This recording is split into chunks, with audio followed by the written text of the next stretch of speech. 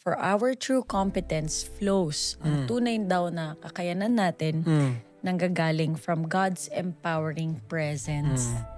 So talagang hindi mo masasabi, I know this world is powering self-love, self-made, pero very opposite siya sa 2 Corinthians 3:5, diba? To be the leader of Israelites dito sa story ng Exodus. And for him, anong mapapagyabang niya? Diba? Hindi naman siya skillful, hindi siya matalino, hindi siya malakas, hindi matindi yung energy niya to lead. So it was not about him. It was about the greatness of God that is inside of him. Yung affirmation na binigay ng Lord sa kanya, Presence siya mismo. the presence of God itself. Kaya sabi din ni Moses, Lord, huwag mo kaming dadalhin sa lugar na yun. Don't lead us if your presence is not with us. Don't lead us to that place, sabi niya, kung wala rin ang presensya mo. What's up? Life Place Podcast. Kamusta ang bawat isa?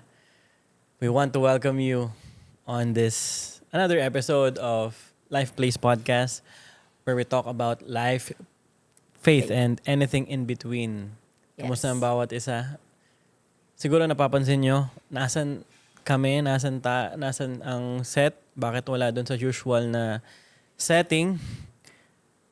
Obviously, we are in a different location. We are actually in our house. Yes. And this is our home. And alongside that obvious reason, meron rin kasing kaming gustong i-announce. This is something big. At maso-surprise at matutuwa ang bawat isa. Sige, without any hesitation, we'd like to announce that we are pregnant! So, Yes. actually, as of this time of recording, we are 11 weeks 11 weeks today. Yes. Exactly today, 11 weeks na po. Yay. Preggy, si Shek, at ako Thank po, you, Lord. masayang-masaya. This is our first baby, sa mga hindi po nakakalam. And God has given us this precious gift. So we decided muna, dito muna tayo sa house. Ako yung nag-request. Dahil medyo malayo-layo. Hindi naman malayo. 1.5 hour kasi ang drive. So sabi ko, para hindi rin mapagod si baby. Ayan. And dahil first trimester pa lang, we agreed dito muna sa house. So bear with us. I hope you still enjoy our podcast. Yeah, actually, we were thinking, itutuloy pa ba natin yung podcast? Oy. Pero, sa umpisa pa lang, Yeah.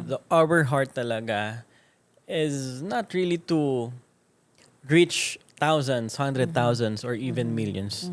Our heart is talagang maka-impact lang po kami ng iisang buhay, iisang kaluluwa. And that's enough already. Amen. So, we're doing this out of, unang-una syempre, our love for God. We're doing this out of our love for everyone na nandito. Especially ngayon, sa episode na to. Yes, at napakaganda ng topic today. We'll be tackling something I think most people really struggle with, lalo na yung mga nagsistart, building careers, businesses, families, no, na yung lie of self-sufficiency na kailangan ko lang muna ba ayusin sarili ko bago ako mag-move forward, bago ako take ng step, no. Kailangan ready muna ako, Yeah. no, na maayos ang lahat, maayos ko ng lahat, no. Pero sabi kasi sa salita ni Lord, yet sabi sa 2 Corinthians 3:5, we don't see ourselves as capable enough to do anything in our own strength. For our true competence flows. Ang tunay daw na kakayanan natin nanggagaling from God's empowering presence. So talagang hindi mo masasabi, I know this world is empowering self-love, self-made, pero very opposite siya sa 2 Corinthians 3:5, diba? Ikaw, masasabi Yeah, mo doon? naisip ko yung life ni Moses when God Yes. called him. Makikita natin dito sa Exodus 3, when God called Moses, during this time, si Moses hindi pa talaga siya masabing ready. Actually, overdue na nga siya eh. Mhm. Hindi siya yung parang sa mga sa mga iba na pagtatawagin, for example, di ba, sa mga athlete, ang mga athlete nag-start ng bata pa yan, di ba? Mas better, Yeah. mas okay na mag-start ka Yeah. ng maaga, di ba? Oh, yeah. Sa sports, sa music. Pero si Moses, when God called Moses, Mhm. Tanda na siya. how old was he? He was How old? 80 years old. He was 80 years old. Yeah. 'Di ba? Kaya makikita natin na yung pagkatawag ni God kay Moses, it was very unusual. It was very unusual. It was very different. Pero dito sa story, it was not actually all about the life of Moses. It is about Right. the covenant of God sa kanyang mga anak, sa kanyang piniling bansa which is Israel. Na si Moses yung gagawing daluyan lang. Makikita natin na si Moses, he was 8 years old during this time. He Oh, was wow. weak, vulnerable. Yeah. But God called him and God still chose him to be the leader of Israelites dito sa story ng Exodus. And for him, ano mapapagyabang niya? 'Di ba? Hindi naman siya skillful, hindi siya matalino, hindi siya malakas, hindi matindi yung energy niya to lead. So it was not about him. It was about the greatness of God that is inside of him. In fact, if I think about Moses, sorry to interrupt you, pero parang nalala ko talaga na ang laki ng pressure na binitbit niya to be the first person who will deliver the Israelites from the Egyptians. Na all those years na slaves itong mga Israelita, for many, many decades, ang nakasanayan nila is to submit to the power of these people and for you to make a stand na hindi kayo tinawag para dito, 'di ba? Grabe yung siguro yung mararamdaman na pressure kung tayo yung nasa shoes ni Yeah. Moses. And in fact, talagang he was very, I mean, di naman very, pero naramdaman niya yung insecurity na sabi niya kay Lord, Lord, bakit ako? Who am I? Who am I? Sabi niya, pwede si Aaron naman, di ba? Pwede si Aaron naman. And he was a man na hindi niya kayang mag-speak eloquently. Yeah. Di ba? Nagsastutter siya eh. Bakit akong pinili mo out of all these people? Di ba? So, hindi talaga tayo tinatawag ni Lord just because of our skill, not because we are gifted. Pero tinawag tayo ng Lord dahil unang-una mahal niya tayo and He always equips the called. Yeah. Dito makita natin sa story na the only qualification that Moses had was the presence of God. Oh. Because sabi ni God, okay, Moses, you will lead the Israelites. Sagot ni Moses, who am I? And yung respond ni God, I am. Oof. So, most of the time, makikita natin dun sa pag-uusap nila, yung question ni Moses, who am I? Yung answer ni God, I am. Most of the time, yung answer sa ating mga panalangin is not in us, Yep. or doesn't begin with us. It begins with God. It begins in the I am. Binaliktad ni Lord who am I? Sabi ni God, I am. Kadalasan, kapag kunwari may mga times na we get pressured in life, may mga times na tinatawag tayo ni Lord sa malalaking responsibility. Promotion, when God is promoting you, when God is revealing something big, something, right. Beyond you, bigger responsibility, bigger stewardship, panibagong season, magiging tatay, magiging nanay, magbubuo ng pamilya. We're not really ready for anything. Just like us, nung nabalitaan ko na magiging magulang tayo, magiging tatay, magiging nanay ka, Yeah. di naman tayo nag-aral. Wala tayong any educational background on how to be a parent. Yep. But God assured us with His presence, I will be with you. I'm gonna be with you. Yung presensya mo, yung presensya ko, sabi ng Diyos, ay sapat na. Alam mo ba, naging ano ko yun, naging isip-isipin na, Lord, itong season na to, ano ba ako, magiging sapat ba ako na nanay? Or, kasi may mga ganun siguro inisip yung mga, young married couples. Yeah. Kung kailan sila mag-aanak. Yeah. Ready ba lahat? Handa ba ako? Emotionally, na yung ituturo ko sa magiging anak ko is from the word of God, not from my parents. Kasi pwedeng bitbitin ko yung ways ng pagpapalaki ng nila mama, nila papa. Pwede mo rin bitbitin yun. Pero narinig ko, isang pastor sabi niya, you parent not because hindi mo siya ipe-parent, hindi mo siya tuturuan sa nakalakihan mo pag na parenthood, kumbaga. You have to really teach them according to the word of God. And yung word of God, yun na yung kumbaga confidence mo. Yeah. Kasama mo si Lord. You don't have to be a perfect parent. Yeah. Pero nandun na kasama mong presence. Yeah. ng Sometimes Lord, kasi na-delay tayo. Tayo pa yung minsan reason ng pag-delay natin sa mga sagot sa mga ating panalangin, yung pag-fulfill ng mga desires natin. Tayo minsan yun na-delay pa, no? Paralysis by analysis. Napaparalyze tayo sa mga time na lagi tayo nagtatanong, when I'll be enough? Hanggang sa nade-delay at nade-delay kasi puro tayo analyze. Minsan puro tayo plano, puro ano. Pero makikita natin dito sa story sa Exodus 3 na hindi naman sinabi ni God kay Moses nung nagkaroon ng self-pity si Moses, 'di ba? Who am I? Bakit ako ganyan?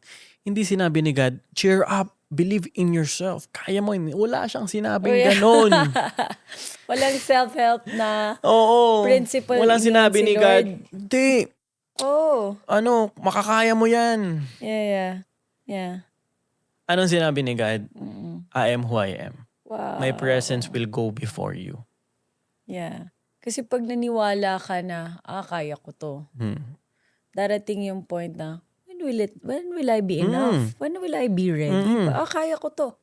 Yes. Darating yung point na yung foundation of that belief will soon crumble. Kasi ikaw mismo, you are a broken person, and to rely on something that's broken, talagang it's a recipe for failure ba? Diba? You will always be disappointed by yourself.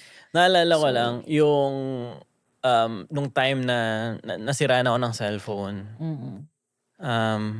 Yung cellphone ko pag nasira yan, napakahirap ayusin yan on your own, diba? You cannot really repair something valuable, especially a phone, on your own lang.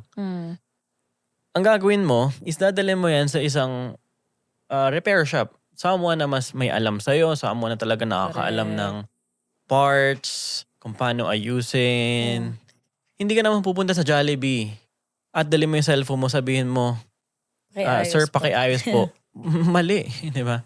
Pupunta ka sa tamang tao. Better, pupunta ka mismo sa pinanggalingan yan, di ba, ng cellphone. Likewise, in our own lives, kagaya ng na-mention mo, nasabi mo, bakit kaya, pag may problema tayo, bakit kaya most of the time, iniisip natin yung sagot sa ating mga problema is galing rin sa ating mga sarili. Hindi ba counterintuitive yun na yung sagot sa sarili mo is sarili mo pa din? If in the first place, yung sarili mo is a broken one. Di ba? So babalik ka at pupunta ka sa mismong source. Exactly. Sa mismong gumawa sa'yo, sa mismong nakakaalam ng brokenness mo, and that is God. Amen. So, maganda yung sinabi mo kanina, no? Na maraming mga tao, yung foundation nila is yung sariling lakas, sariling talino, diskarte, achievements. Wala pong mali dyan. Wala pong masama. Maganda yan. May mga na-achieve tayo, praise God. may mga nagawa tayong magaganda na pwedeng masabi natin, this will really help, my future. Praise God. Yeah. Pero pag yun po yung naging foundation natin, at dumating Exactly. yung time na, at darating yung time, that that that foundation will be tested. And kapag yung foundation natin is built sa isang broken, it will sure crash down. But if our foundation, who is God, or si God, yung ating foundation, kapag merong testing na dumaan, hindi tayo madaling gumuho. That's right. Hindi tayo madaling mag-give up. Kasi ang savior natin, hindi yung sarili natin kung hindi si God. Kasi pag ikaw yung nag-build sa sarili mo, unang-una, yayabang ka. Pangalawa, pag naguho ka, wala nang ibang sasagip sa'yo kung hindi sarili mo lang rin. Yung sarili mo, problema mo, bakit yung sarili mo rin yung sasagip sa'yo? So we need someone. Not a good person, not a better person. We need a savior. That's right. And his name is Jesus. That's right. So, yung kasabihan na self-help, I have to help myself. I have to, of course, sabi natin, hindi tayo against doon, no? Pero, hindi yun, kumbaga, maglalast. Dahil nga we are broken people. At darating sa punto na tatanungin mo sarili mo, sapat na ba ako? Diba? So we have to change that question to, sino ba kasama ko? Yeah. And that's what I love what Yeah. you said about Moses na hindi niya man kinwestiyon na, kailan ba ako ready, Lord? Paano ba to? Paano ko ba ililid yung mga Israelites? Kundi yung affirmation na binigay ng Lord sa kanya, Presence siya the mismo. presence of God itself. Kaya sabi din ni Moses, Lord, huwag mo kaming dadalhin sa lugar na yun. Don't lead us if your presence is not with us. Don't lead us to that place. Sabi niya, kung wala rin ang presensya mo. Nakita ni Moses na yung presensya lang ng Diyos, enough na. Yeah. Kasi sabi ni David, in His presence, there is fullness Of joy. of joy. Fullness meaning lacking nothing, nothing missing, nothing broken. Nandun na lahat. Presensya lang ng Lord. So we want to encourage yung ating viewers na mga na-discourage, nawalan, or sinusubukan mong mag-recover somehow, na you're doing self-help, self-love, no, hindi yun lasting. Ang pinaka maganda na pwede nating panghawakan is the presence of God. Yes, exactly. Ako, alam mo, dumating kasi sa point na, I was outside the will of God. I was helping myself in terms of me being addicted to pornography. Ito yung time na, nandito yung self-help, nandito yung self-improvement, discipline. Okay, I will not do this anymore. With my own power, my own strength, di na ako manonood ng pornography. Guess what? After 1 day, 3 days, after 1 day, babalik kasi pupunta lang ako sa broken self ko eh. Exactly. Hindi ko kaya to, sabi mo pa. Di ba? Oo. Who am I kidding? Hindi solusyon yung pupunta ako sa bookstore, hanap ako ng self-help books. How to win, ganyan, pornography. Yep. On your own strength. Yep. Matatapos ko yung basahin, pero it will really not save me.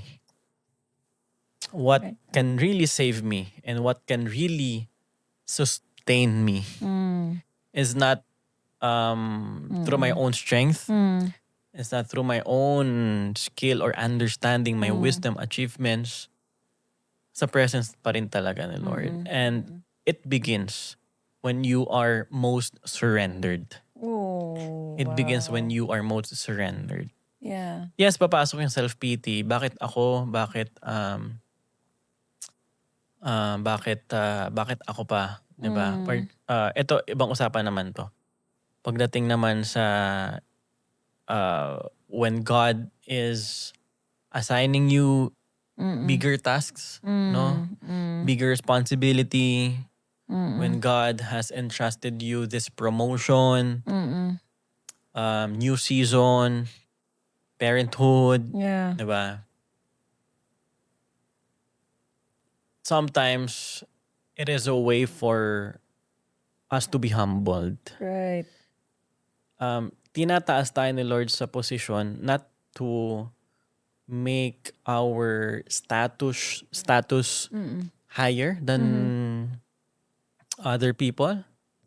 It is God making Him known, and it is also God making us humbled. Wow. It's good. Kasi sa pagtaas may pagbaba. 'Di ba? Pag tinataas ka ng Diyos, your responsibility is to go low. Wow. And for Moses, He was the most humble man. Sabi he was the nga, most di ba? humble man. Kasi na-form na yung humility niya. Wow. Humility niya. Na-form na yung character niya. Not on the time, not at the exact time kung kailan siya tinawag ni Lord. Kung hindi, na-form na yung character niya when he was tending sheeps. Oh, wow. Yeah. 40 years yun. Was tending sheeps. Hindi pa para sa tatay niya, para sa father-in-law pa. In-law pa. Hindi pa niya kadugo. Correct. Si Jethro, the priest in Midian.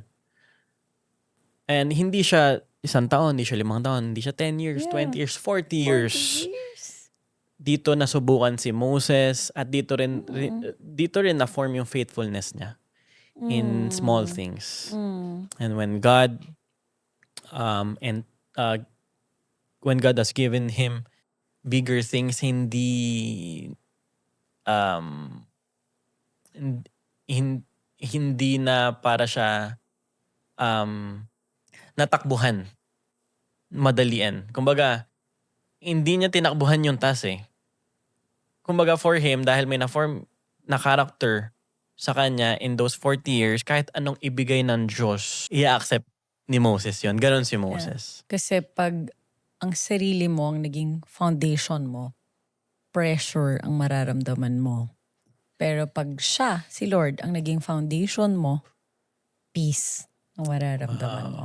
So, yun yung pangako ng Lord sa atin, no? That His presence will always be with us despite sa mga circumstances na hindi natin inaasam or nagugulat tayo sa mga nangyayari. Ang pangako ng Lord is that He will always go before us. Praise God. Praise God. Yes. So, thank you for being here with us. Maraming salamat dahil sa mga comments nyo, malaking bagay po sa amin yon.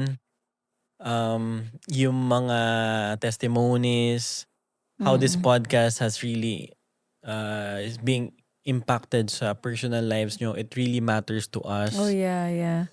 This is ayun yung mga reason kung bakit po kami nagpapatuloy. Yes. So, and also, please comment down where you're watching from. Tinitignan namin, iniisa-isa namin. And we're so blessed na hindi lang inside the Philippines, no? Hindi lang local yung ating viewers. Yeah. Pero nakakaabot tayo. Praise God. Yeah, yung mga ating kapatiran. International. All the way grabe. from Dubai. Yeah. Ang dami malayo.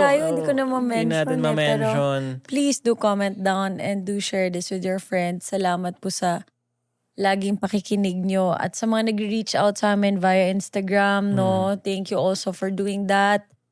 Be rest assured na sinasama namin kayo sa prayers and sa mga gusto rin na mag-add ng topics that we want to also, converse dito sa episode na ito or madagdagan. Just feel free to reach out and thank you so much for joining us today.